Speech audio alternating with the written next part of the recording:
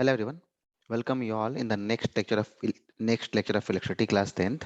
Now आज हम लोग डिस्कस करने वाले हैं कूलम्स लॉ के ऊपर। तो देखते हैं कूलम्स लॉ होता क्या है। तो सबसे पहले देखते हैं कूलम्स लॉ होता क्या है कि चार्ज के ऊपर जो फोर्स लगते हैं उसके ऊपर डील की जाती है इसमें।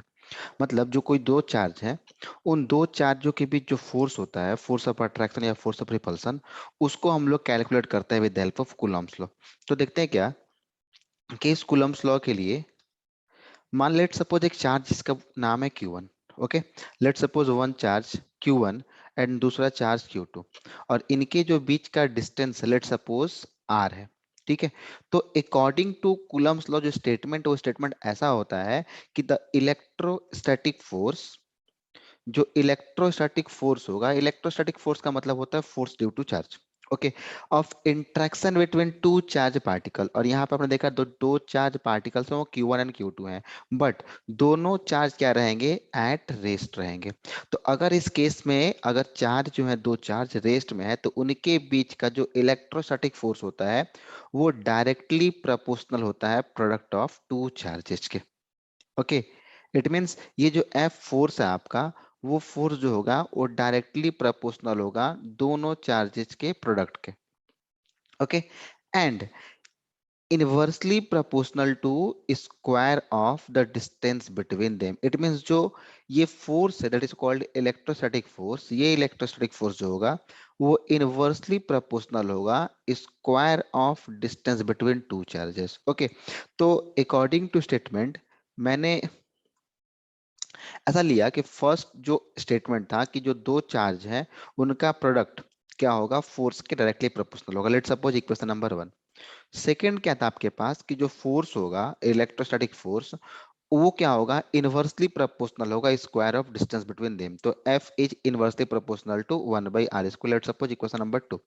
अब क्या करते हैं, फ्रॉम इक्वेशन 1 एंड 2, अगर इक्वेशन 1 और 2 को हम कंबाइन करते हैं तो मुझे इक्वेशन मिल जाएगा कि F is proportional to Q1 into Q2/r²। अब मुझे पता है कि जब भी इस प्रोपोर्शनलिटी के साइन को हटाते हैं हम लोग तो कोई कांस्टेंट यूज करके इक्वल लगाते हैं। मतलब कि अगर आप इस प्रोपोर्शनलिटी को साइन के जगह पर इक्वल यूज करना चाहते हैं तो फॉर दिस आपको एक कांस्टेंट यूज करना पड़ेगा। ओके, तो लेट सपोज यहाँ पर जैसे मैंने इक्वल यूज किया तो मैंने एक कांस्टेंट यूज कर लिया के। ओके, लेट सपोज दैट के इज कांस्टेंट। अब ये के होता क्या है, इसकी प्रॉपर्टी क्या है, इसके ऊपर बात करते हैं। तो देखिए यहाँ पर जो के है उसके को हम लोग बोलते हैं कांस्टेंट ऑफ प्रोपोर्शनलिटी। अब ये वर्ड कांस्टेंट ऑफ प्रोपोर्शनलिटी होता है क्या है, इसके के वैल्यू कितनी होती है, हम इसके ऊपर डिस्कशन करते हैं। देखिए के की जो वैल्यू होती है 1/4π एप्सिलॉन नॉट। ये सिंबल जो आपको दिख रहा है that is called epsilon not. Okay, that is called epsilon not. अब एप्सिलॉन नॉट क्या होता है, देखिए एप्सिलॉन नॉट जो होता है वो electrical permittivity of free space होती है। अब आप इस वर्ड को ध्यान रखेंगे, आप इसके अच्छे तरीके से एक्सप्लेन किया जाएगा क्लास 12th में। तो अभी आप ये वर्ड समझने का प्रयास करें कि that is epsilon not is called electrical permittivity of free space. Okay, now अगर हम बात करते हैं इस के के वैल्यू कितनी होती है, तो इस के की जो वैल्यू होती है वो होती है 9 × 10⁹ newton metre square per coulomb square. Okay, इसे कैसे कैलकुलेट करते हैं ये बात की बात है, आप ये 12th में जब चैप्टर पढ़ेंगे इलेक्ट्रोस्टैटिक्स तब आपको वहां पर ये दिखाया जाएगा कि वैल्यू कैलकुलेट कैसे करते हैं। अभी आपको इस छोटी छोटी वैल्यू को याद रखना है क्या कि के का वैल्यू कितना होता है, their value is 9 × 10⁹ newton metre square per coulomb square. But ध्यान रखें ये वैल्यू कहाँ होती है, वैक्यूम में। Okay, this value is in vacuum. अब इस के का हमने यूनिट कैसा निकाल लिया कि यूनिट जो होगा Newton metre square per coulomb square होगा। देखिए इसके ऊपर बात करते हैं हम। अभी आपने देखा कि आपके पास जो फॉर्मूला था that is called F is equal to K Q1 into Q2/r² था। ठीक है, अब मुझे यहाँ से के चाहिए, तो क्या ऐसे बोल सकता हूँ कि F into r² is equal to K Q1 into Q2। अब मैं के को बोल सकता हूँ यहाँ से F r² / Q1 into Q2। F क्या है, फोर्स, फोर्स का यूनिट क्या हो जाएगा, न्यूटन। आर क्या है, डिस्टेंस बिटवीन टू चार्जेस, तो यूनिट क्या हो जाएगी इसकी, मीटर, और आर का स्क्वायर है मतलब ये क्या हो जाएगा, मीटर स्क्वायर। बाई Q1 क्या है, चार्ज, और चार्ज का होता है क्या यूनिट, कूलम, और चार्ज कितने हैं, दो, Q1 और Q2, मतलब चार्ज स्क्वायर मतलब कूलम स्क्वायर। तो ये हो गया यूनिट आपका न्यूटन मीटर स्क्वायर पर coulomb square. Okay, now next बात करते हैं कि जो आपको ये वैक्यूम बताई गई कि ये वैल्यू जो होगी इस वैक्यूम में होगी, तो वैल्यू इज इन वैक्यूम, इस वर्ड का मतलब क्या होता है, इस वैक्यूम वर्ड का मतलब क्या होता है कि इसका मतलब ये हो गया कि इलेक्ट्रोस्टैटिक फोर्स जो होती है वो मीडियम पे डिपेंड करती है। मतलब जैसे जैसे आप मीडियम को चेंज करते जाएंगे वैसे वैसे एफ के वैल्यू क्या होगी, बदलती जाएगी। ओके, तो अभी ध्यान रखेंगे कि वैल्यू जो होती है, ये जो इलेक्ट्रोस्टैटिक फोर्स होती है वो भी क्या होती है, मीडियम डिपेंडेंट होती है, और अलग अलग मीडियम के लिए इसका वैल्यू अलग अलग होता है। नाउ अभी मैंने बोला था आपके पास कि एक word that's called electrical permittivity, that word, what is the meaning of that word electrical permittivity. देखिए इलेक्ट्रिकल परमिटिविटी का मतलब होता है कि it is the measure of resistance that is encountered when forming an electric field in a medium. मतलब जब भी कोई मीडियम में इलेक्ट्रिक फील्ड बनेगा, ठीक है, जब भी कोई मीडियम में इलेक्ट्रिक फील्ड बनेगा तो उस मीडियम के जो भी मेजर है किसके, रेसिस्टेंस के, जो इनकाउंटर्ड हो रहा रेसिस्टेंस उसको मेजर करने के लिए, that is called electrical permittivity. Now अगर हम बात करें कि अगर इस k का वैल्यू 1/4 पाई एप्सिलॉन नॉट था, तो अगर मैं जो फॉर्मूला आपके पास था F is equal to K Q one Q two by are square, अगर मैं उस k के बदले वैल्यू पुट कर दूं 1/4 पाई एप्सिलॉन नॉट, तो आपका फॉर्मूला क्या बन जाएगा, F is equal to 1/4 pi epsilon naught Q one into Q two by are square. ठीक है, आप इस फॉर्मूले को भी ध्यान रख सकते हैं। और दूसरा आपके फॉर्मूला था F is equal to K Q one into Q two by are square. Okay, अगर हम बात करते हैं कि अगर हम वैक्यूम की बात ना करके मीडियम की बात करते तब फॉर्मूला क्या हो जाता है, तो अगर आप मीडियम की बात करते हैं तो उस मीडियम में आपको केवल क्या करना होता है कि जो आपके पास मीडियम के लिए एप्सिलॉन नॉट चेंज होकर क्या हो जाएगा, एप्सिलॉन में बदल जाएगा। ठीक है, for medium we have to change epsilon naught into epsilon. Okay, now ये था आपका कूलम्ब्स लॉ। आपको इस कूलम्ब्स लॉ में स्टेटमेंट ध्यान रखना है, कूलम्ब्स लॉ का स्टेटमेंट क्या है और कूलम्ब्स लॉ में फॉर्मूले क्या है, बस। ठीक है, अब हम बात करते हैं प्रॉपर्टीज की, इलेक्ट्रोस्टैटिक फोर्स की जो प्रॉपर्टी है उसके ऊपर बात करते हैं। देखिए सबसे पहला प्रॉपर्टी क्या है कि जो फोर्स है वो directed along the line joining of the two charges. Okay, मतलब इसको हम शॉर्ट में बोल सकते हैं सेंट्रल फोर्स। अब इस सेंट्रल फोर्स का मतलब क्या होता है, देखिए कि अगर आपके पास एक चार्ज Q1 है, दूसरा चार्ज Q2 है, let suppose both charge positive है। Okay, let suppose both charge positive और इनके बीच का डिस्टेंस लेट सपोज r मान लिया गया, तो जो भी इनके ऊपर फोर्स लगेगा, तो अगर ये पॉजिटिव चार्ज है मतलब रिपल्सिव फोर्स होगा, तो जब भी ये फोर्स लगेगा अलोंग द लाइन ज्वाइनिंग, देखिए that is the force. okay, that is called along the line joining, that is the line joining of the charge. okay, and it is called central also।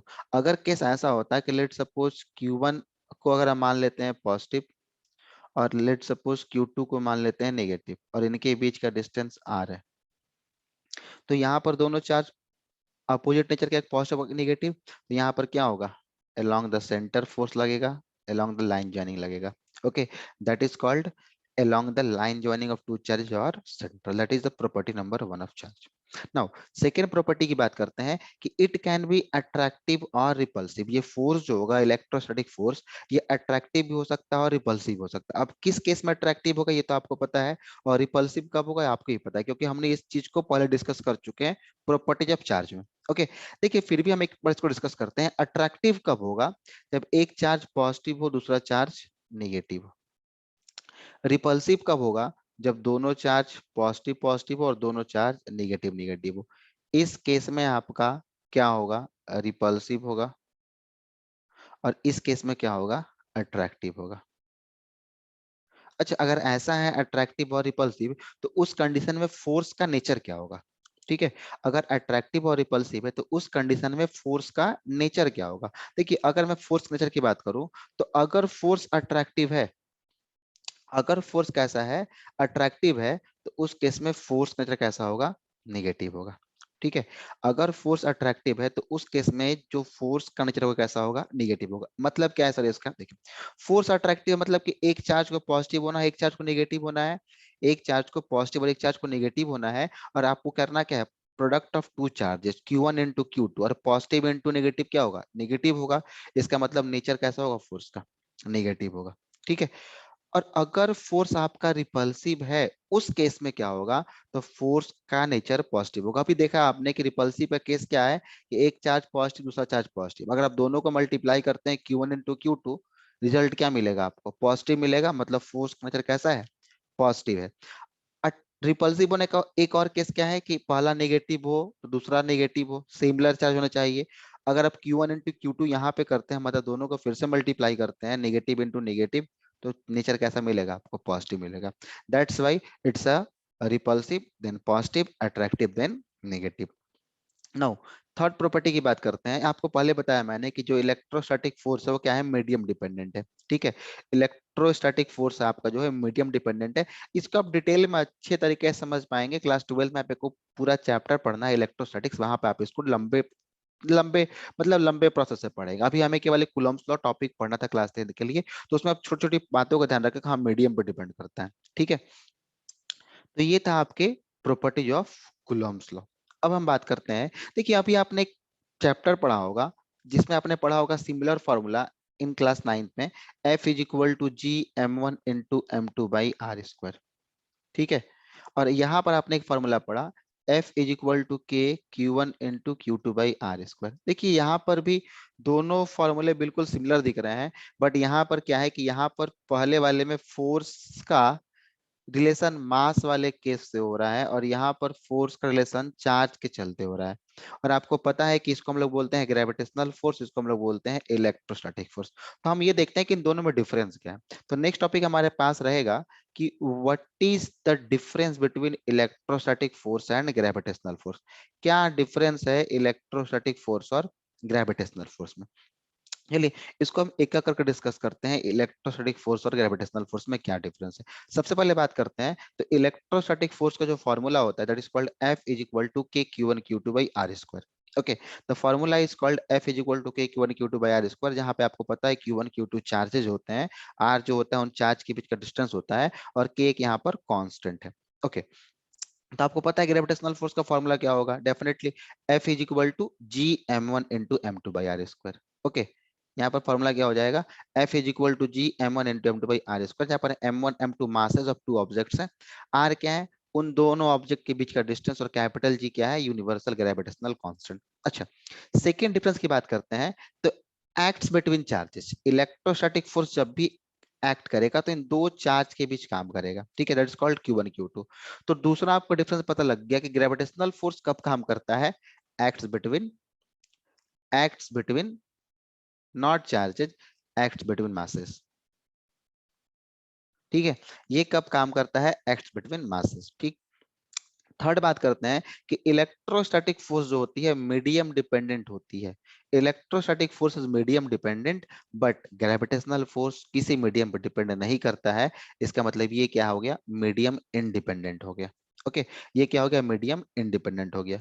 Next difference की बात करते हैं, देखिए electrostatic force जो होता है attractive और repulsive दोनों हो सकता है। ठीक है, इलेक्ट्रोस्टैटिक फोर्स जो होगा अट्रैक्टिव और रिपल्सिव दोनों होगा। मैंने आपको भी दिखा भी दिया था कि अगर चार्ज के केस ऐसा बनता है कि दोनों चार्ज पॉजिटिव हो दोनों चार्ज नेगेटिव हो, तो इस केस में क्या बनेगा, रिपल्सिव बनेगा। और अगर केस ऐसा होता है कि एक पॉजिटिव दूसरा नेगेटिव हो, तो इस केस में क्या होगा, अट्रैक्टिव बनेगा। बट आपको पता है कि gravitational force is always attractive in nature, ये कभी रिपेल नहीं करता है। मतलब आप किसी भी ऑब्जेक्ट को ड्रॉप करते हैं किसी हाइट से, तो ऑब्जेक्ट क्या होगा, नीचे ही जाएगा, वो कभी ऊपर नहीं जा सकता। Okay, that's why it is always attractive in nature. Next बात करते हैं क्या, कि जो इलेक्ट्रोस्टैटिक फोर्स है वो स्ट्रॉन्गर देन ग्रेविटेशनल फोर्स है। ठीक है, इलेक्ट्रोस्टैटिक फोर्स जो है वो स्ट्रॉन्गर है किससे, ग्रेविटेशनल फोर्स से। ओके, और हम बात करते हैं अगर ग्रेविटेशनल फोर्स की, तो ग्रेविटेशनल फोर्स जो होती है आपके पास वीकेस्ट फोर्स होती है नेचर में। ठीक है, ग्रेविटेशनल फोर्स जो होती है वीकेस्ट फोर्स है नेचर में, और इलेक्ट्रोस्टैटिक फोर्स जो होता है वो स्ट्रॉन्गर होता है किसके कंपेयर में, ग्रेविटेशनल फोर्स के कंपेयर में। ओके, आई होप आपको ये कुलम्स लॉ समझ में आया होगा, और कुलम्स लॉ में जो आपने जो पढ़ा इलेक्ट्रोस्टैटिक फोर्स और ग्रेविटेशनल फोर्स में क्या डिफरेंस, आपको ये भी समझ में आया होगा। हम अगले वीडियो में मिलेंगे आपसे इस कुलम्स लॉ के ऊपर कुछ अच्छे अच्छे क्वेश्चन के साथ। तब तक के लिए थैंक यू, मिलते हैं नेक्स्ट वीडियो में, बाय बाय।